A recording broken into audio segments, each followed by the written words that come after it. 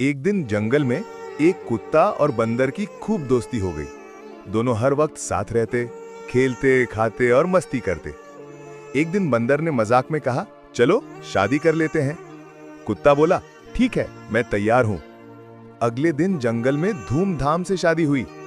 मोर ने नाच किया, तोता ने गाना गाया और हाथी ने फूल बरसाए। बंदर ने कुत्ते को केला पहनाया, कुत्ते ने बंदर को हड्डी की माला दी। सब जानवर झूम उठे और बोले, वाह, ऐसी शादी तो पहली बार देखी।